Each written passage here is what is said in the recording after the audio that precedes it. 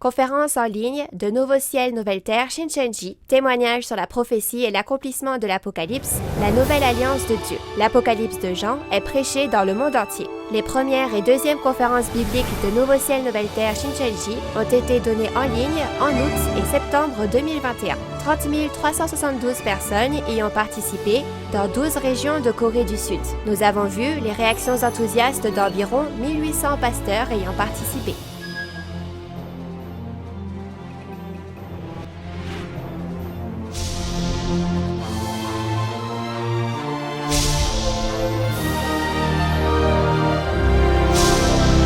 Et enfin, la parole de l'Apocalypse de Jean est ouverte pour la première fois en 2000 ans. Le président et les 12 chefs de tribu de Nouveau Ciel, Nouvelle Terre, Shincheonji vous dévoilent le secret du royaume des cieux de la Nouvelle Alliance, l'Apocalypse de Jean. Tous les lundis et jeudis, du 18 octobre au 27 décembre, les conférences en ligne de Nouveau Ciel, Nouvelle Terre, Shincheonji sont diffusées en direct dans le monde entier. Nous vous invitons à suivre le témoignage sur la prophétie et l'accomplissement de l'Apocalypse, la nouvelle alliance de Dieu. Bienvenue à la conférence en ligne de Nouveau Ciel, Nouvelle Terre, Shincheonji, témoignage sur la prophétie et l'accomplissement de l'Apocalypse, la nouvelle alliance de Dieu. Je suis Jae-jun Byun et je serai votre présentateur aujourd'hui. À tous les pasteurs, séminaristes et fidèles du monde entier qui se sont réunis pour connaître la vraie volonté de Dieu, bonjour. La conférence en ligne de Nouveau Ciel, Nouvelle Terre, Shincheonji sur l'Apocalypse, qui est actuellement diffusée dans le monde entier via YouTube en 24 langues, est la première au monde à témoigner de l'accomplissement de tous les chapitres de l'Apocalypse sur 2 mois, révélant ainsi les secrets de l'Apocalypse, le plus grand mystère de l'humanité. Grâce au grand intérêt manifesté par les pasteurs et les croyants du monde entier, le nombre total de vues de la conférence depuis Apocalypse chapitre 1 jusqu'à aujourd'hui a dépassé le million, montrant un grand engouement pour ces conférences. Des paroles qui n'ont été entendues nulle part dans le monde seront révélées aujourd'hui. Nous commencerons la conférence avec gratitude pour la vérité et la grande grâce que Dieu et Jésus nous ont donnée. Tout d'abord, nous allons prier avec le même cœur. Dieu le Père qui est saint, plein d'amour et de grâce, nous vous sommes vraiment reconnaissants d'avoir rassemblé nos cœurs et de nous avoir conduits à écouter avec un ardent désir les précieuses paroles de vie de la conférence en ligne sur le témoignage sur la prophétie et l'accomplissement de l'Apocalypse, la nouvelle alliance de Dieu, que le ciel nous a accordée en ce moment aujourd'hui.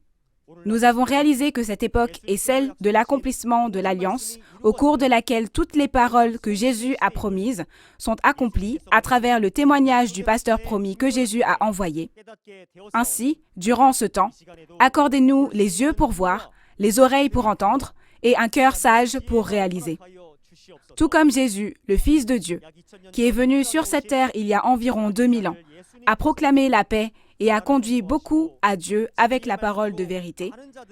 De même, à travers les prophéties de l'Apocalypse et les paroles de témoignage de l'accomplissement qui sont témoignées à ce temps, tout le monde sera en Jésus. S'il vous plaît, bénissez ce temps afin que nous soyons unis et permettez que nous profitions de la paix à travers une réalisation précieuse. Permettez-nous de devenir un avec la vérité. En particulier, s'il vous plaît, déversez la sagesse et la puissance du ciel sur le chef de tribu qui témoignera de la parole pendant ce temps et faites-en un temps précieux pour que tous nous rassemblions nos cœurs et rendions gloire à Dieu le Père dans les cieux. Nous nous en remettons à Dieu le Père du début à la fin et nous prions au nom de Jésus qui est saint et qui nous a conduits de la mort à la vie. Amen. Nous tenons à vous informer que la conférence en ligne d'aujourd'hui se déroule dans le strict respect des règles de sécurité sanitaire et de distanciation sociale. Jusqu'à présent, nous avons appris les paroles de l'Apocalypse des chapitres 1 à 9. Aujourd'hui, vous apprendrez les paroles d'Apocalypse 10 par l'intermédiaire du chef de la tribu de Matthias. Si nous résumons Apocalypse 10 en un mot, on peut dire que c'est le livre révélé venu du ciel et le pasteur promis. Savez-vous qu'il y a environ 2000 ans, Jésus a prophétisé qu'aujourd'hui serait un temps de famine où il n'y aurait pas de nourriture à manger au temps du second avènement du Seigneur? Ce dont nous sommes reconnaissants, c'est que lorsque de telles choses se produisent, une précieuse nourriture de vie est donnée du ciel afin que tous puissent avoir la vie. Si c'est le cas, il faut savoir quelle est cette nourriture et à travers qui on peut la manger, n'est-ce pas? Si vous écoutez attentivement les paroles d'Apocalypse 10 aujourd'hui, vous trouverez rapidement la réponse à ces questions. Lorsque les paroles ouvertes de l'Apocalypse seront témoignées, j'espère que ce sera un temps précieux pour que la lumière de la vérité illumine vos cœurs. Ensuite, nous aurons le chef de la tribu de Matthias, Bang Sik-chang, qui va délivrer la parole. Veuillez l'accueillir avec des applaudissements chaleureux.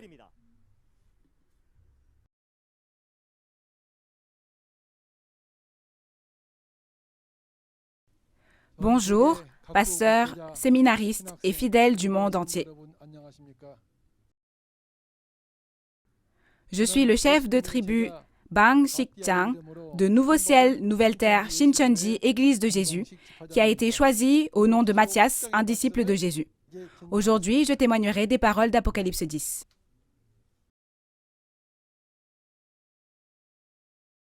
Le titre de la parole d'Apocalypse 10 que nous voyons aujourd'hui est « Le livre révélé venu du ciel et le pasteur promis ».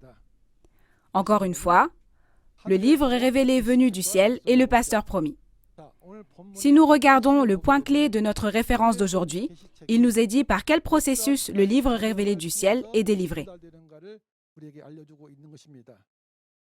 Alors, qui est-ce? Dieu donne à qui? À Jésus. Jésus le donne à l'ange, l'ange à Jean, et Jean au serviteur, et c'est ainsi que c'est délivré, n'est-ce pas? N'est-ce pas clairement indiqué dans Apocalypse 1, verset 1? C'est la révélation de Jésus-Christ que Dieu lui a donnée et Jésus, à travers un ange, l'ange le donne à Jean et Jean le délivre au serviteur, n'est-ce pas? Jean qui délivre la révélation de Jésus au serviteur apparaît, mais qui est ce Jean? Ce contenu est très important dans l'Apocalypse de Jean. Alors, nous devons d'abord savoir qu'il y avait un Jean au moment de l'écriture de cette prophétie et qu'il y a un Jean qui a vu et témoigné de cela quand ce livre de l'Apocalypse a été accompli. Ainsi, plutôt que de parler de Jean qui a vécu il y a 2000 ans, nous pensons à Jean quand cela s'accomplit aujourd'hui et nous allons l'appeler Nouveau Jean. Qui est-ce? Il est un personnage qui apparaît au temps de l'accomplissement de l'Apocalypse et c'est précisément le pasteur qui a reçu cette parole de l'Apocalypse. Pourquoi? Si vous regardez Osée 12:11, vous pourrez voir que Dieu a parlé à différents prophètes, mais ce qu'il leur a dit ne leur était pas destiné. Dieu a utilisé les prophètes en paraboles pour donner des paraboles. Ainsi, lorsque cette prophétie a été donnée, il n'y avait pas encore sa réalité.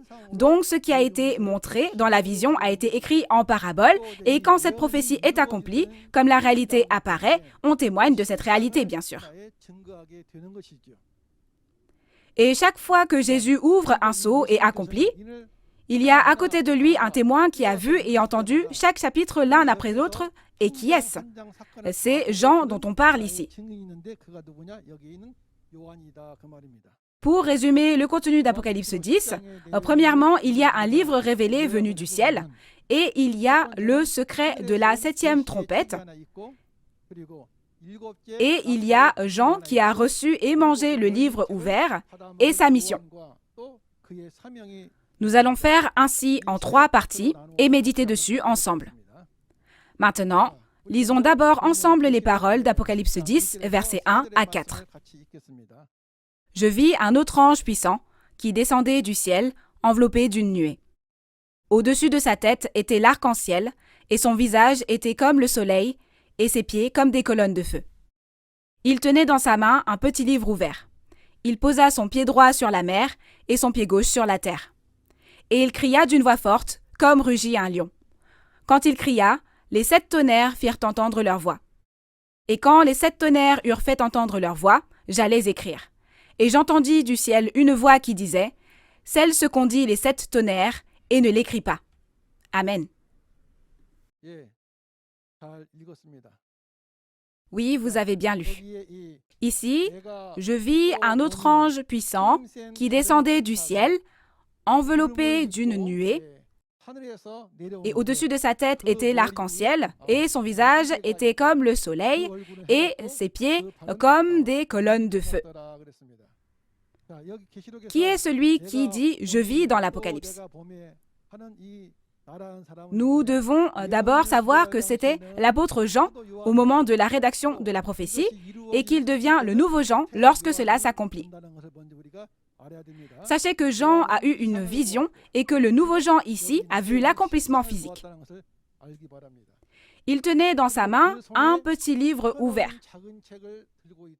Il posa son pied droit sur la mer et son pied gauche sur la terre. Et il cria d'une voix forte, comme rugit un lion. Quand il cria, les 7 tonnerres firent entendre leur voix. Et quand les 7 tonnerres eurent fait entendre leur voix, j'allais écrire. Et j'entendis du ciel une voix qui disait « Celle ce qu'ont dit les 7 tonnerres, et ne l'écris pas. » Il y a ce livre ouvert venu du ciel. Il y a un autre ange puissant qui a apporté ce livre ouvert. Nous devons découvrir qui est cet autre ange puissant. Lorsque nous regardons Apocalypse 8, il y a 7 anges qui ont reçu les 7 trompettes lorsque le 7e sceau est ouvert à la fin. Et de cette manière, il faut savoir que ces 7 anges sont différents.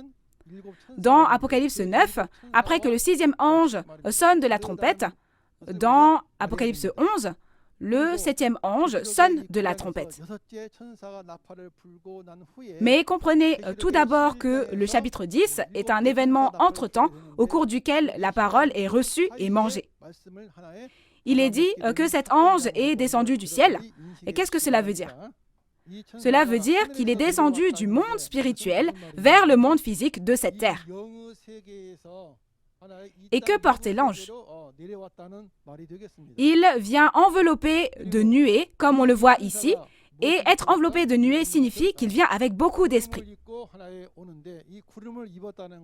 Dans Exode 19 et Ézéchiel 1, nous voyons que Dieu est apparu dans les nuées.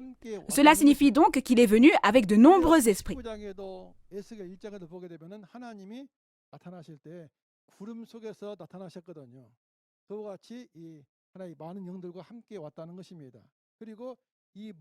Et qu'y a-t-il au-dessus de sa tête? Il y a un arc-en-ciel. Et son visage était comme le soleil, et ses pieds étaient comme des colonnes de feu. Quel est le contenu? En regardant cette apparence dans Apocalypse 1, versets 13 à 16, c'est l'apparence de qui? Ça ressemble fortement à l'apparence de Jésus. Ainsi, il vient sous la même forme que Jésus et vient comme Jésus l'a promis et prêche les paroles de cette révélation de Jésus. Pourquoi? Quand on regarde dans Genèse 9, verset 13, l'arc-en-ciel dont on parle ici symbolise l'alliance, la promesse, n'est-ce pas? Qu'est-ce qui a été promis dans Apocalypse 1, verset 1? De cette façon, qui a cette révélation de Jésus? C'est l'ange qui vient et la donne à qui? N'est-il pas dit qu'il la donnerait à Jean? Parce qu'il est l'ange qui vient accomplir cette promesse, il y a un arc-en-ciel ici. Et il est dit qu'il y a un petit livre ouvert dans la main de l'ange. Que signifie le petit livre ouvert ici? Au chapitre 5, il y a le livre de l'Apocalypse, scellé de 7 sceaux dans la main droite de Dieu, n'est-ce pas? Comme Jésus a vaincu, que fait-il après avoir pris le livre? Après avoir ouvert les 6 sceaux dans le chapitre 6 et le dernier sceau dans le chapitre 8, c'est maintenant devenu la révélation de Jésus. Et ensuite, à travers qui? Il ordonne à l'ange de le donner à Jean. Donc, le livre ouvert que l'on a ici, c'est lequel? Sachez que c'est précisément le livre révélé. Alors, dans ce cas, pourquoi cet ange ici a-t-il apporté le livre révélé? Quand on regarde, c'est pour le donner à qui? Pour le donner à ce Jean ici. Alors, ce livre révélé est apporté par qui? C'est un ange qui l'a apporté. C'est ce que dit Apocalypse 1, verset 1. On ordonne à l'ange de le donner à qui? N'est-il pas dit qu'il le donne à Jean? Afin de délivrer ces paroles révélées à Jean, de cette façon, l'ange a apporté un livre ouvert comme ceci. Nous allons voir ce processus de délivrance. Comme nous le voyons dans Apocalypse 5, comme Jésus a vaincu, il prend le livre scellé de 7 sceaux dans la main droite de Dieu. Il a donc pris le livre et en a ouvert tous les sceaux au chapitre 6 et 8 et l'accomplit. Alors, ces paroles révélées qui se sont accomplies sont maintenant données à qui? Elles sont données à l'ange, n'est-ce pas? Et à qui cet ange va-t-il donner ces paroles à manger? Il les fait recevoir et manger à travers une seule personne, c'est Jean ici. Jean est la personne venue pour transmettre cela aux nombreux serviteurs. Dans ce cas-là, pour recevoir cette révélation, la reçoit-on de Dieu, ou alors de Jésus, ou alors de l'ange, ou sinon, la reçoit-on de Jean? Quelle est la bonne réponse? Comme promis dans la Bible, les serviteurs de Dieu doivent recevoir la révélation à travers Jean, qui a reçu et mangé ces paroles. La révélation de qui? La révélation de Jésus. Maintenant, voici la mer et la terre sur lesquelles l'ange a mis son pied. Nous devons découvrir ce que sont la mer et la terre sur lesquelles cet ange a mis ses pieds. La mer peut être considérée comme le monde. Si vous regardez Daniel 7, versets 3 et 17, il est dit que 4 bêtes montent de la mer. Mais quand vous écoutez l'explication, il est dit qu'elles montent du monde. C'est pourquoi la mer est le monde. Et dans Apocalypse chapitre 17, il y a une prostituée assise sur la mer, sur les grandes eaux. Quand on regarde au verset 3, il est dit qu'elle est assise sur la bête à 7 têtes et 10 cornes. Qui sont-ils? Ce sont les destructeurs et leur organisation. Et où est son pied gauche? Sur la terre. C'est quoi la terre? Les fidèles dans le tabernacle des 7 chandeliers d'or qui appartenaient au ciel et ensuite ont trahi sont considérés comme la terre ici, bien sûr. D'après Jérémie 17, 13, où est écrit le nom de ceux qui ont abandonné Dieu, comme il est dit que leurs noms sont écrits sur la terre, on parle du peuple élu qui a trahi. Et même dans Apocalypse 13, versets 7 et 8, il est dit que les gens du tabernacle du ciel ont été combattus et vaincus par la bête qui est entrée, et maintenant ils servent cette bête et ils adorent la bête. C'est ainsi que nous pouvons savoir que ce sont les traîtres, bien sûr. Et il y a cet ange qui a un pied sur la mer et un pied sur la terre, et il crie d'une voix forte. Quel est le contenu?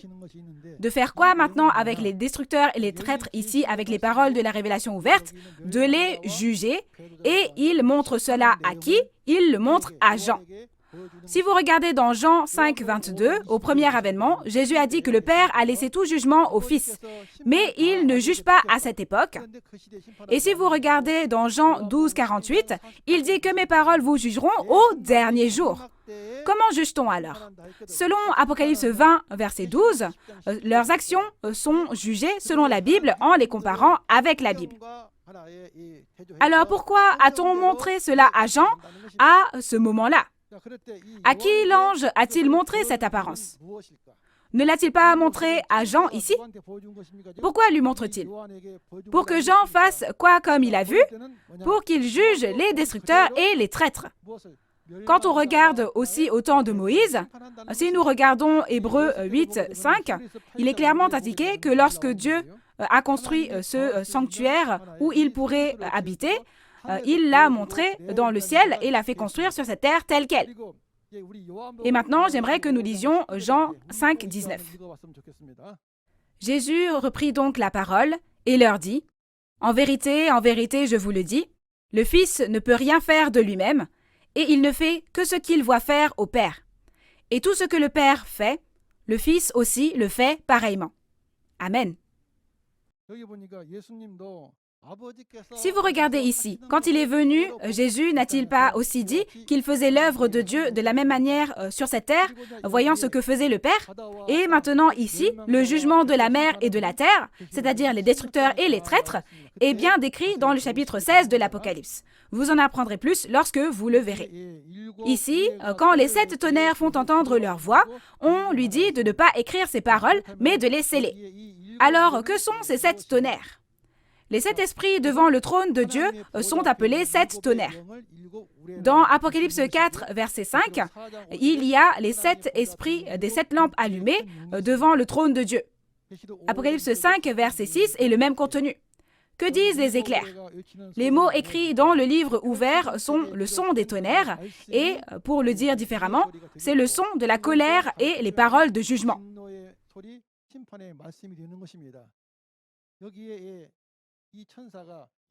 Cet ange ici juge avec les 7 esprits. Et il y a une raison de sceller ce que disent les tonnerres et de ne pas l'écrire. Puisqu'il reçoit et mange ce livre dans lequel ce qu'ils ont dit est écrit, il n'a pas besoin de l'écrire séparément.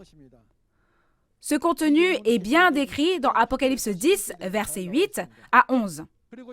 Et maintenant, dans le chapitre 10, verset 5, « Et l'ange que je voyais debout sur la mer et sur la terre leva sa main droite vers le ciel. Et jura par celui qui vit au siècle des siècles, qui a créé le ciel et les choses qui y sont, la terre et les choses qui y sont, et la mer et les choses qui y sont, qu'il n'y aura plus de temps et que cela s'accomplira rapidement. » N'est-ce pas? Alors il se tient ici sur la mer et sur la terre, et il jure que ça ne tardera pas. Alors, nous devons d'abord réfléchir à nouveau à ce que signifie le fait de marcher sur la terre et sur la mer. Comme nous l'avons appris, les destructeurs et les destructeurs sont quoi? Sont jugés. Alors, avec ces paroles, ils sont quoi? Ils sont jugés. Alors, qu'est-ce que cela signifie qu'il n'y aura plus de temps et que ça ne tardera pas? Que non seulement le jugement, mais aussi le secret de cette 7e trompette sera bientôt accompli. Au chapitre 1, c'est écrit que ce sont des choses qui arriveront bientôt ou que ce sont des choses qui se feraient lentement. C'est écrit que cela viendra bientôt, n'est-ce pas? C'est pourquoi le mystère du jugement et la 7e trompette s'accomplissent rapidement. Cela a été écrit, puis cette prophétie a été prêchée pendant 2000 ans. Cependant, quand elle se réalisera, elle s'accomplira rapidement. Par exemple, au temps de l'Ancien Testament, plusieurs prophètes ont parlé pendant des centaines d'années. Mais au premier avènement, quand cela s'accomplit, Jésus vient et accomplit tout en 3 ans, n'est-ce pas? La prophétie prend beaucoup de temps, mais il y a besoin de beaucoup de personnes. Mais quand elle s'accomplit, cela se fait en peu de temps. Alors, quelles sont les choses qui doivent arriver bientôt? Tous les chapitres de l'Apocalypse s'accomplissent. Quoi donc? N'avons-nous pas appris dans Apocalypse 1, verset 1, que les événements de tous les chapitres de l'Apocalypse sont les choses qui doivent arriver bientôt au temps de l'accomplissement? Si nous avons appris, nous devrions maintenant croire, n'est-ce pas? Et maintenant, voici quelque chose d'important. Oui, c'est Apocalypse 10, verset 7, bien sûr. Que se passera-t-il lorsque la trompette sonne le jour où le 7e ange sonne de la trompette?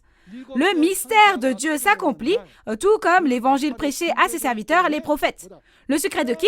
C'est le secret de Dieu, bien sûr. Alors, les hommes connaissent-ils le secret de Dieu? Si quelqu'un le sait, alors ce n'est pas le secret de Dieu, n'est-ce pas? C'est le mystère de la 7e trompette, donc j'espère que vous graverez tous le chapitre 10, verset 7 dans votre cœur. Alors, que se passe-t-il? Si on regarde le chapitre 11, verset 15, on dit que le royaume du monde est devenu le royaume de Dieu. Et alors, qu'en est-il de nous? En ce qui concerne le royaume des cieux, le royaume de Dieu, nous pensions que nous n'irions qu'en mourant. Mais le royaume de ce monde est maintenant devenu le royaume de Dieu. C'est ce qui est écrit dans le chapitre 11, verset 15. Quel royaume viendra quand le 7e ange sonnera de la trompette? Ce royaume du monde deviendra le royaume de qui? Le royaume de Dieu. Ça deviendra le royaume des cieux. Et que fera le Seigneur pour toujours et à jamais? Cela signifie qu'il régnera. Alors, si nous voulons comprendre ce contenu, regardons Genèse 6 au verset 3. Donc Dieu, au temps d'Adam, a créé les cieux et la terre et a cru en Adam qu'il avait créé et lui a donné toutes choses en héritage pour qu'il règne sur elles. Mais Adam, un homme, a quitté Dieu et suivi qui? N'a-t-il pas suivi le serpent? Dieu n'avait donc pas d'autre choix que de quitter ce monde. Et comme il est dit qu'il est parti et que la mort a régné de la même façon, comme dans Romains 5, qui règne sur la mort? C'est le diable, bien sûr. Ce Satan, le diable, a gouverné ce monde, mais quand le 7e ange sonnera de la trompette au moment de la 7e trompette, le Seigneur régnera au siècle des siècles. Combien est-ce une bonne chose, n'est-ce pas? N'est-ce pas un secret dont ce monde a vraiment besoin? Le jardin d'Éden n'était-il pas le royaume où Dieu était avec nous? Tout a été volé par le diable, mais le royaume de Dieu sera restauré et établi, donc c'est donc un secret important. Les pasteurs et les fidèles ici, vous ne le saviez pas, n'est-ce pas? Parce que nous ne le savions pas, c'est le secret de Dieu, bien sûr. Devrions-nous être offensés par cela? Nous devons être reconnaissants envers Dieu et Jésus qui nous ont fait connaître cela et envers la personne qui en a témoigné, n'est-ce pas? Et encore une chose, c'est ce que l'apôtre Paul a dit. Donc c'est 1 Corinthiens 15, versets 51 à 54. Il est dit que c'est la 7e trompette, mais c'est la 7e trompette sur 7, donc c'est quelle trompette? C'est la dernière trompette.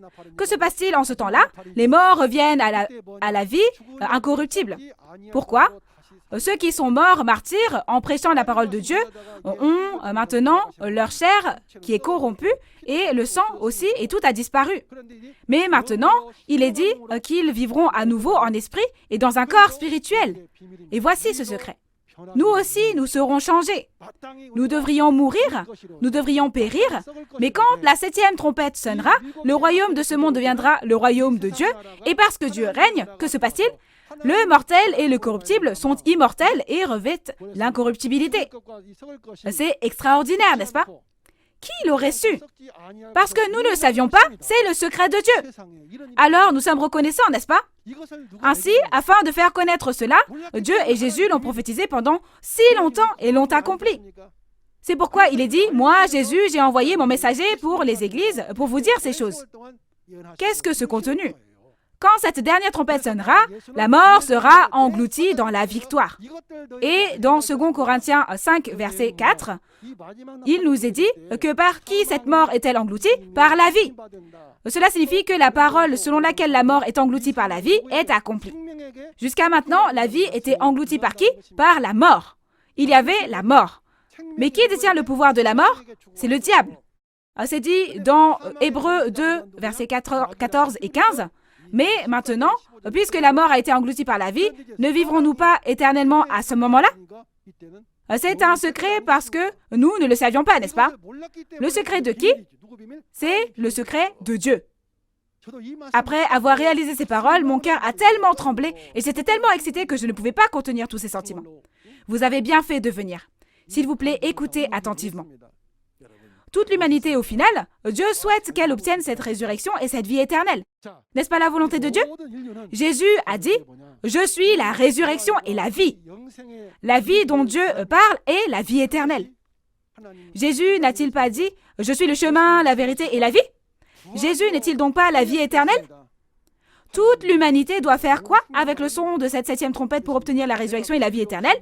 Il faut l'écouter à tout prix, n'est-ce pas? Mais qu'en est-il du son de cette 7e trompette? N'est-ce pas un secret? Personne ne le sait. Pourquoi? Y a-t-il quelqu'un dans le ciel, sur la terre ou sous la terre qui peut ouvrir et regarder ce livre ou pas? Il n'y a personne, bien sûr. Alors, pour entendre le son de la 7e trompette, nous devrions rencontrer le pasteur promis qui est la 7e trompette, n'est-ce pas? Plutôt que de demander à 100 ou 1000 personnes que nous ne connaissons pas, mettons de côté notre fierté maintenant, d'accord? Pourquoi? La fierté de Dieu et de Jésus ne sont-elles pas plus importantes? Aussi, nos pasteurs qui se réunissent ici doivent avoir le même état d'esprit. Il en va de même pour les fidèles. Je crois que c'est pour ça que vous êtes venus à cette conférence. J'espère que vous écouterez attentivement les prophéties de l'Apocalypse et l'accomplissement à travers cette conférence. Il faut ainsi recevoir la bénédiction de la résurrection et de la vie éternelle, n'est-ce pas? C'est exact. Pourquoi? Depuis combien d'années Dieu est-il parti? Il revient après 6000 ans. Jésus est également parti il y a 2000 ans et il revient, n'est-ce pas? Tout comme Jésus est venu au premier avènement et a dit « Je suis la résurrection et la vie ». Même aujourd'hui, je crois que ceux qui entendent ce son seront bénis lorsque cette résurrection et la vie éternelle auront lieu.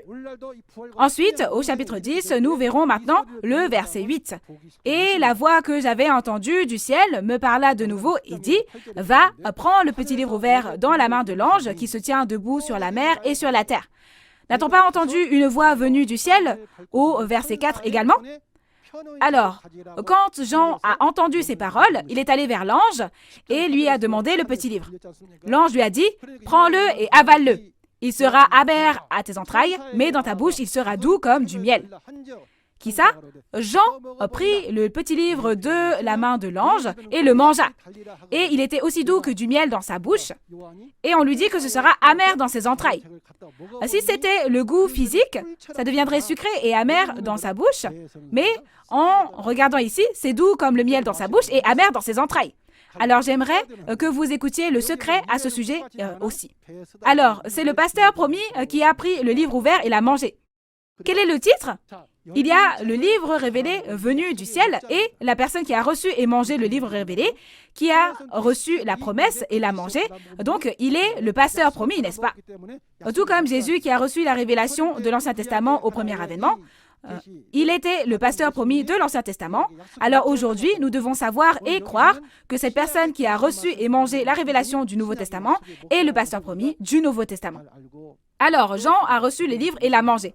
Mais comment l'a-t-il reçu? N'a-t-il pas entendu une voix dans le ciel? Et qui appartient à cette voix? C'est la voix de Dieu, bien sûr. Vous vous souvenez de l'illustration de tout à l'heure, n'est-ce pas? Alors il y a Dieu, puis ensuite Jésus, et maintenant ici il y a un ange, n'est-ce pas?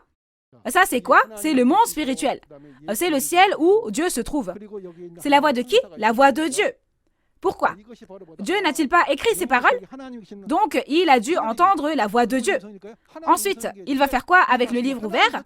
Vous devez savoir que c'est le livre révélé que Jésus a ouvert en ouvrant les seaux.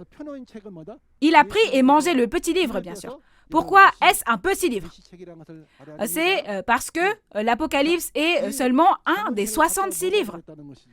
De cette façon, nous mangeons de la nourriture par la bouche, mais quand on dit, comme on dit en coréen, écoute et mange ce que je te dis s'il te plaît, nous écoutons et mangeons les choses spirituelles avec nos oreilles, n'est-ce pas? Alors, puisqu'il est entré dans les entrailles de Jean, qu'est-ce que cela signifie de recevoir et manger ce petit livre? Il a réalisé toutes ces paroles et les a gravées dans son cœur. N'est-ce pas qu'il les a comprises et qu'il les a digérées? Alors, de telles choses doivent-elles avoir lieu ou pas? Elles doivent avoir lieu, bien sûr. Alors, j'aimerais demander à nos estimés pasteurs et aux fidèles qui veulent aller au royaume des cieux. Quand et qui a reçu et mangé cette parole aujourd'hui et où? Pouvons-nous savoir ces choses sous prétexte que nous étudions ces choses? Non. Pourquoi? C'est seulement possible de savoir quand cela s'est réalisé, n'est-ce pas? Parlons un instant de cet accomplissement physique. Au début des années 1980, à Indogon, dans la ville d'Anyang, province de Gyeonggi, en République de Corée. Il y a un mont de prière là-bas. Sur ce mont de prière, il a reçu ce livre d'un ange et l'a mangé. Qui? Nouveau Jean. Chers auditeurs, vous aussi, vous pouvez l'écouter et venir visiter cet endroit aussi si vous en avez l'occasion, car nous ne parlons pas de choses qui n'existent pas. Maintenant, quand il est entré dans sa bouche, c'était aussi doux que du miel. Pourquoi? Personne ne connaissait les secrets de Dieu, mais maintenant il les connaît. Donc il a dû être très heureux, n'est-ce pas? Ce doit donc être la joie de réaliser la parole secrète du royaume des cieux, et c'est ce que ça signifie. Si vous regardez le livre d'Ézéchiel dans l'Ancien Testament, personne ne le connaissait parce que l'Ancien Testament était scellé. Mais quand il prend le livre ouvert et le mange, Ézéchiel dit que ça a quel goût? Il dit que c'était comme du miel. C'est la même chose. Mais maintenant, quoi? On dit que c'est amer dans ses entrailles, n'est-ce pas? C'est comme quand on dit en coréen, ça me donne mal au ventre, quand quelque chose est difficile. Pourquoi? Après avoir réalisé, quand il y pense, il y a tant d'épreuves à traverser que cela le tourmente, bien sûr. Pourquoi cela? Il y a 80 églises branches appartenant aux 7 messagers qui ont travaillé dans la main de Jésus. Essayez d'aller leur dire, vu que vous avez fait ça et ça, vous êtes les traîtres. Est-ce qu'ils vont juste rester de marbre? À l'époque, il y avait 80 églises branches et 7000 fidèles. Ensuite, ces destructeurs de la mer ici sont des pasteurs célèbres en Corée, que l'on reconnaissait simplement en prononçant leur nom de famille. Tout le monde religieux les respecte, mais si vous leur dites qu'ils sont les destructeurs et les pasteurs du diable parce qu'ils ont fait telle et telle chose, vous laisseront-ils tranquilles? Donc, on dit que lorsque c'est entré dans ses entrailles, c'est devenu amer, n'est-ce pas? À quel point ça a dû être difficile. Donc nous aussi comprenons un peu son cœur et nous aussi, j'aimerais que nous puissions y participer tous ensemble, même si nous arrivons tard. Tout comme le nouveau Jean d'aujourd'hui a reçu et mangé le livre ouvert révélé et l'a prêché, Dieu a aussi prophétisé et envoyé tel quel un pasteur promis, comme vous le savez bien, dans l'Ancien Testament. C'est comme ça qu'on a pu savoir. Maintenant, si vous regardez Ésaïe 29, 9 à 14 de l'Ancien Testament, il est dit que toutes les prophéties de l'Ancien Testament sont scellées, de sorte que les savants comme les ignorants, personne ne peut les lire. De leur bouche, ils crient « Seigneur, Seigneur », mais leur cœur est loin de Dieu, et résultat, par les commandements de qui? Ils enseignent tous seulement avec les commandements des hommes. Cependant, Dieu a prophétisé qu'il ferait des prodiges et des miracles. Mais où est la réponse? Dans le livre d'Habakkuk, si nous regardons le chapitre 2, versets 2 et 3, il est dit que toutes les prophéties de l'Ancien Testament ont forcément un temps déterminé, un temps pour s'accomplir. Cependant, dans Ézéchiel 1, 2 et 3, lorsque le peuple élu de Dieu était retenu captif, Dieu est venu sur une nuée et a choisi une personne, Ézéchiel. Il le choisit et lui dit d'aller prêcher au peuple rebelle d'Israël. En disant cela, il ouvre le livre, et donc ce livre en rouleau était l'Ancien Testament qui était ouvert, n'est-ce pas? Mais ce sont des lamentations, des cris et des fléaux, des paroles de jugement, n'est-ce pas? Il lui dit « Va, prends, mange et prêche ceci au nom de Dieu. Même s'ils sont un peuple rebelle, va leur dire qu'ils écoutent ou non. » Ces paroles sont la réponse, vous voyez. Mais quand cela a-t-il été accompli? Pas à l'époque d'Ézéchiel, mais combien d'années après? 600 ans après. Dieu qui a parlé à Ézéchiel a parlé à qui? Il est venu à Jésus. Il est venu à Jésus, et ce sont les paroles de Matthieu 15, verset 24. Je n'ai pas été envoyé ailleurs, mais vers le peuple rebelle d'Israël, le peuple de Dieu qui s'est égaré loin de Dieu. C'est pourquoi Jésus a reçu la parole comme Ézéchiel et l'a prêchée. C'est ce que ça signifie. Pourquoi est-ce important? Si vous regardez Matthieu 11, verset 27, il est dit que vous ne pouvez connaître Dieu que lorsque vous recevez la révélation selon le Fils et le souhait du Fils. Selon Jean 17, verset 3, la vie éternelle, c'est de connaître le vrai Dieu et celui qui l'a envoyé. Mais les gens disent, aimez-vous la vie éternelle? Je déteste ça. Cette vie éternelle, c'est ce que Dieu a promis et ce que Jésus a promis. Cependant, les gens de cette époque ont rejeté ces choses sous prétexte que c'était différent de leur contenu et ont tué Jésus. Alors Jésus a versé son sang et a fait une nouvelle alliance. Nous verrons donc le pasteur promis du Nouveau Testament. Dans Apocalypse chapitre 5, il y a un livre dans la main de Dieu, scellé de 7 sceaux, et personne dans le ciel, ni sur la terre, ni sous la terre ne le connaissait. En regardant Apocalypse 10, qu'a-t-il fait dans Apocalypse 6 et 8? Il a ouvert le livre en ouvrant les sceaux et il choisit un pasteur et lui donne la parole. Alors, cette parole s'applique-t-elle également à ce Jean il y a 2000 ans? Non, bien sûr. Puisque c'est une prophétie, ne nous est-il pas dit de croire quand elle s'accomplira? Combien d'années se sont écoulées depuis cela? Environ 2000 ans se sont écoulés, environ 2000 ans. Maintenant, ces choses s'accomplissent et c'est le pasteur promis du Nouveau Testament, le nouveau Jean, qui apparaît, bien sûr. Maintenant, Jésus dit dans Apocalypse 22, verset 16, « Moi, Jésus, j'ai envoyé mon messager dans les églises pour qu'il vous témoigne de ces choses. » Dieu et Jésus témoignent-ils directement? Non, n'est-ce pas? C'est Apocalypse 22, verset 16. « Moi, Jésus, j'ai envoyé mon ange pour vous attester ces choses dans les églises. » Pourquoi? Parce que les églises ne savent pas. De qui est cette révélation? C'est la révélation de Jésus. Alors, s'il était dit que nous pouvions obtenir le royaume des cieux et la vie éternelle par la révélation de Jésus au premier avènement, aujourd'hui, qui reçoit cette révélation de Jésus? N'est-elle pas entrée dans Jean, qui avait reçu la parole révélée? C'est seulement à travers ce Jean, comme dans Matthieu 11, au verset 27, que nous pouvons recevoir la révélation de Jésus, n'est-ce pas? Si vous recevez la révélation et apprenez ces choses, comme dans Jean 17, verset 3, nous connaîtrons le vrai Dieu et Jésus est celui qui l'a envoyé et nous entrerons dans la vie éternelle, n'est-ce pas? Vous n'aimez pas ça? Il n'y a pas besoin de ne pas aimer ça, n'est-ce pas? Pourquoi? C'est une promesse de Dieu et de Jésus. Alors, qui est la personne que toute l'humanité doit rencontrer? C'est nouveaux gens, ça veut dire. Tout comme lors du premier avènement, la personne que toute l'humanité devrait rencontrer était Jésus. Pourquoi devons-nous le rencontrer? Comme vous le savez, ce nouveau Jean a reçu et mangé le livre ouvert révélé. Maintenant, où sont les paroles révélées de Jésus? Elles sont entrées dans le ventre de ce Jean, n'est-ce pas? Et Jésus a pris ce qui était dans la main de Dieu, a ouvert les seaux et a envoyé un ange. Et où? Elles sont entrées dans le ventre de Jean, n'est-ce pas? Donc, qui peut dire quoi que ce soit? Alors, évidemment, pour rencontrer cette révélation, nous avons besoin du nouveau Jean qui a reçu et mangé ces paroles. Donc, les paroles de cette révélation sont dans ce ventre et on dit que la personne est un récipient. Dans ce cas, quelle est la parole qui sortira de la bouche de cette personne? C'est la parole révélée, n'est-ce pas? Pourquoi? S'il y a des kakis dans ce bol, des kakis en sortiront. Tout comme s'il y a une poire dans ce bol, une poire en sortira. Donc, comme il a reçu et mangé la parole révélée, s'il ouvre la bouche, la parole révélée en sortira, bien sûr. Et dans Apocalypse 22, verset 16, il est le porte-parole de Jésus. Jésus ne l'a pas délivré directement, mais il a choisi un messager pour le délivrer, n'est-ce pas? Tout comme Dieu est venu à Jésus au premier avènement et a prêché la parole de Dieu à travers la bouche de Jésus. Et dans Matthieu 25, il y a des vierges sages et des vierges folles. Ceux qui ont préparé des lampes et de l'huile comme les vierges sages accueillent Jésus, n'est-ce pas? À ce propos, vous apprendrez comment préparer l'huile et la lampe dans la prochaine leçon sur l'Apocalypse chapitre 11. Mais on a dit d'allumer une lampe comme celle-ci avec de l'huile d'olive. Et selon Apocalypse 11, versets 3 et 4, ce nouveau Jean qui a reçu ces paroles est ici le témoin de Jésus. Et ce témoin est comparé à un olivier.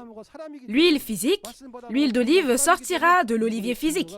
Mais parce que cet olivier est un homme, c'est la personne qui reçoit et mange la parole pour en témoigner. Donc le témoignage de cette personne est l'huile d'olive.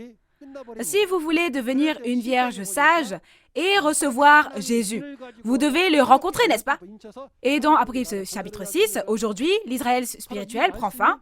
À ce moment-là, quand on regarde au chapitre 7, un ange vient avec le sceau du Dieu vivant et scelle 12 tribus pour construire à nouveau le royaume de Dieu, n'est-ce pas?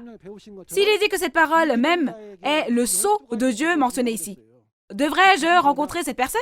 Ne devrais-je pas la rencontrer? Nous devrions la rencontrer, bien sûr. Et comme nous l'avons appris dans Apocalypse chapitre 2 et 3, il est dit que le vainqueur reçoit 12 bénédictions. Que sont ces 12 bénédictions? Comme vous le savez tous, la manne cachée qui fait vivre pour toujours si on en mange. La connaissez-vous? Et le caillou blanc qui peut juger les nations et la verge de fer qui peut régner sur les nations. Et Dieu qui est parti, Jésus et le royaume des cieux viennent aussi au vainqueur. Et en plus, on s'assoit avec Dieu et Jésus sur leur trône, n'est-ce pas? Mais qui est-ce? Il est le vainqueur que nous voyons dans Apocalypse 12. Avec quoi vainc-il? Par la parole révélée, il combat et vainc, donc nous avons besoin de la personne qui a reçu et mangé la parole révélée, non? Le vainqueur devient aussi le Fils de Dieu dans Apocalypse 21, verset 7.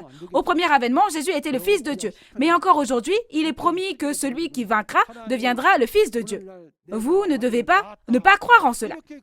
Si vous regardez dans Psaume 2, verset 7 de l'Ancien Testament, Dieu a dit qu'aujourd'hui, j'ai donné naissance à un fils, qui apparaît selon cette prophétie au premier avènement, tout comme Jésus est apparu. Encore aujourd'hui dans l'Apocalypse, s'il est dit que le vainqueur est le Fils de Dieu, vaut-il mieux croire ou vaudrait-il mieux ne pas y croire? Ce serait bien d'y croire.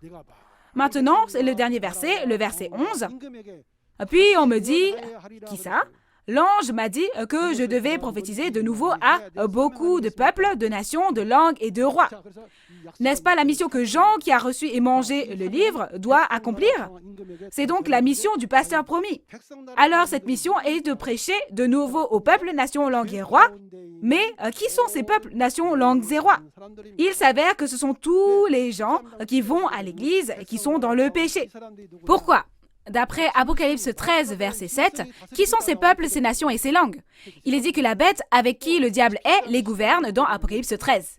Aussi, dans Apocalypse 17, verset 15, il y a qui? La prostituée, Babylone, dans laquelle se trouve le diable, qui règne sur eux tous. Et dans Apocalypse chapitre 18, verset 2, il est dit que ce sont l'habitation des démons. Et son influence est telle que maintenant, toutes les nations, les demeures des démons, ont été détruites en buvant le vin de la pudicité. Donc, c'est pour ça qu'il faut leur enseigner à nouveau. Prophétise à nouveau. Pourquoi? Parce qu'ils n'ont été enseignés que par les enseignements des hommes. Pourquoi? Parce que toutes les prophéties sont scellées. Parce qu'ils ne connaissent pas la prophétie et sa réalité, les gens étudient et disent « Ah, ça veut dire ça ». Ici, dans Apocalypse 13, le 666 est un code barre, c'est une puce électronique, etc. Or, comme ils ont appris avec les commandements des hommes, il faut leur enseigner à nouveau avec les commandements de Dieu, n'est-ce pas? Au premier avènement, ils ignoraient la Bible et ont donc rejeté le pasteur promis dans l'Ancien Testament. Et c'est pourquoi Jésus a été accusé d'hérésie et qu'on a rejeté la faute sur lui et qu'il a été tué. Mais ceux qui ont tué Jésus à cette époque-là, n'étaient-ils pas les croyants des Juifs? C'étaient des prêtres. Ce n'est pas important que les gens acceptent ce fait ou ne l'acceptent pas. Ce que vous devez savoir, c'est que tout s'accomplit selon la Bible. C'est ainsi. Voici la conclusion. Alors, quel est le but du chapitre 10 de l'Apocalypse? Son but. C'est important. C'est le contenu selon lequel Jésus, en qui nous croyons, nous dit qui est le pasteur promis du Nouveau Testament. Qui est-ce? C'est le nouveau Jean, le porte-parole de Jésus qui a reçu le livre révélé ouvert venu du ciel et l'a mangé. N'était-ce pas le cas pour Jésus au premier avènement? Dans Jean 14, versets 9 et 10, lorsque Philippe a demandé à voir le Père, n'a-t-il pas dit « Le Père est en moi » Ainsi, tout comme Jésus était le porte-parole de Dieu, parce que les paroles de Jésus étaient les paroles de Dieu, aujourd'hui, le nouveau Jean ici est le porte-parole de Jésus qui reçoit et prêche les paroles de Jésus. Et il est dit que toutes les bénédictions seront données à celui qui vaincra. Dans Deutéronome 28, il donnera tout à celui qui vaincra, et celui qui perdra, perdra tout. C'est lui qui a vaincu et combattu et vaincu le groupe du dragon et est devenu un avec Jésus et a fondé le nouveau royaume de Dieu, les 12 tribus, le nouveau royaume de Dieu. Il est dit que Dieu et le royaume des cieux viendront à cet endroit. À qui ça? Parce qu'ils ont fait une promesse, Dieu et Jésus ont fait la promesse.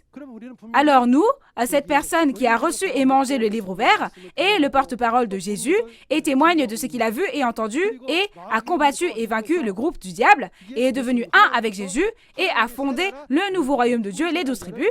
Alors, ne devrions-nous pas la rencontrer à tout prix, cette personne? C'est la promesse dans Apocalypse 2 et 3, et c'est celui qui a vaincu dans Apocalypse 12, verset 11, et c'est le royaume des cieux qui est nouvellement créé aujourd'hui dans le chapitre 7. Alors, lorsque l'Apocalypse s'accomplit, nouveau Jean, le pasteur promis, est la seule personne qui a vu, entendu et prêché toutes les prophéties et l'accomplissement physique de tous les chapitres de l'Apocalypse. Qui est-ce? C'est la seule personne. La seule personne. Pourquoi? Dans Amos 3, verset 7, il est écrit que Dieu révèle d'abord le mystère à ses serviteurs, les prophètes, puis agit. Selon Apocalypse 1, verset 2, qu'est-ce que Jean a fait avec la parole de Dieu et tout ce qu'il a vu? Il en a témoigné.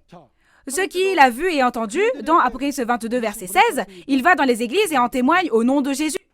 Jésus n'a-t-il pas été envoyé dans les églises au premier avènement également? Mais ils ne l'ont pas reçu. Aujourd'hui aussi, s'il envoie un messager comme celui-ci aux églises, le recevront-ils? Maintenant, il faut le recevoir, n'est-ce pas? Oui, c'est pourquoi cette fois, tous les pasteurs et tous les croyants partout dans le monde sont appelés pour qu'on témoigne la parole. Ainsi, n'oubliez pas que ce n'est que par le pasteur promis du Nouveau Testament que nous pouvons recevoir la révélation du Nouveau Testament, et en recevant la révélation, nous pouvons connaître le vrai Dieu et Jésus et obtenir ainsi le royaume des cieux et la vie éternelle. La vie éternelle est notre but, mais c'est aussi le but de Dieu. La vie éternelle est de connaître le vrai Dieu et celui qui l'a envoyé. Mais maintenant, pouvons-nous savoir? Il est dit dans Matthieu 11, 27 que seuls ceux qui ont reçu la révélation de Jésus peuvent connaître la révélation. Mais qui a reçu la révélation de Jésus? C'est le nouveau Jean, bien sûr. Alors, qui a donné cette révélation à qui dans Apocalypse 1, verset 1? Quelqu'un est envoyé à Jean. À qui? Un ange lui est envoyé pour tout lui montrer, et c'est ce qui est expliqué, n'est-ce pas? Et à travers cet ange, on lui fait recevoir et manger la parole ouverte. Ainsi, nous devons à tout prix le rencontrer. Par conséquent, donc, toute l'humanité doit rencontrer aujourd'hui le pasteur promis du Nouveau Testament, qui est venu en tant que messager de Jésus, et recevoir le témoignage de l'accomplissement physique de l'Apocalypse, et ainsi connaître qui? Le vrai Dieu, Jésus, et le vrai pasteur. C'est ainsi qu'il faut faire. Chers fidèles et chers pasteurs, même si c'était à cause de leur ignorance au temps du premier avènement qu'ils avaient agi de la sorte, j'espère que vous réaliserez l'œuvre de son retour aujourd'hui et deviendrez le propriétaire du secret que vous avez reçu. Et pour les pasteurs, quel est l'objectif? Ne s'agit-il pas d'essayer d'être sauvés afin que nous puissions aller au royaume des cieux ensemble en enseignant bien les fidèles? Lorsque nous lisons les paroles de l'Apocalypse, il est dit que ceux qui ajoutent ou retranchent à l'Apocalypse ne pourront pas entrer dans le royaume des cieux et seront maudits. J'espère donc que nous pourrons tous devenir un et entrer dans le royaume des cieux sans ajouter ni retrancher aux paroles de l'Apocalypse. Nous pouvons entrer dans le royaume des cieux en étant nés de la semence de Dieu et en étant sauvés par le sang de Jésus. Alors nous allons clamer « We are one ». Nous sommes un. Merci d'avoir écouté attentivement.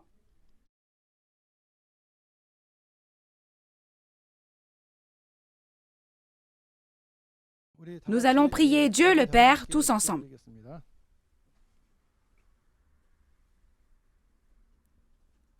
Dieu le Père, envers qui nous sommes très reconnaissants. Aujourd'hui, comme promis dans la Bible, les paroles du chapitre 10 de cet Apocalypse, moi qui ne suis rien et ai reçu à travers ce nouveau Jean, j'ai témoigné de la prophétie et de l'accomplissement physique de la parole. Père, s'il vous plaît, ouvrez le cœur des pasteurs, des séminaristes et des croyants du monde entier qui ont écouté la parole d'aujourd'hui. Faites-leur connaître le vrai Dieu, Jésus, et le vrai pasteur à travers cette révélation de Jésus, afin qu'ils puissent tous entrer dans le royaume des cieux et la vie éternelle. S'il vous plaît, guidez-nous. Merci en particulier d'aimer nos pasteurs, afin qu'ils puissent bien comprendre la parole et la partager avec les fidèles, afin qu'ils puissent entrer ensemble dans le royaume des cieux. Que votre grâce et votre amour infini remplissent chacun de ceux qui entendent cette parole. Nous avons cru et prié toutes ces paroles au nom de Jésus. Amen. Que peut bien être la 7e trompette pour que ce soit un secret? C'est le merveilleux mystère de Dieu selon lequel les morts ressuscitent incorruptibles et que nous, qui y vivons, serons également transformés pour atteindre la vie éternelle. Jésus n'a-t-il pas dit dans Matthieu 25 que seule une vierge sage qui a déjà préparé la lampe et assez d'huile peut accueillir l'époux Jésus? Qu'est-ce que ceux qui sont dans le monde des ténèbres doivent préparer pour rencontrer l'époux Jésus? C'est de l'huile d'olive. Lorsque cela s'accomplit, la réalité apparaît. Vous devez graver cela dans votre cœur et vérifier si cela s'est vraiment produit ainsi ou non, n'est-ce pas? Lundi prochain aussi, le même chef de la tribu de Matthias prêchera les paroles d'Apocalypse chapitre 11. Apocalypse 11 parle des 2 témoins et de la 7e trompette, et l'horaire est le même à 10h du matin. Nous espérons que vous assisterez à ce temps de grâce pour connaître la précieuse parole et volonté de Dieu. L'Église de Nouveau Ciel, Nouvelle Terre Shincheonji peut témoigner de la parole de l'Apocalypse avec assurance, car il y a un pasteur promis qui a reçu et mangé la parole révélée ouverte.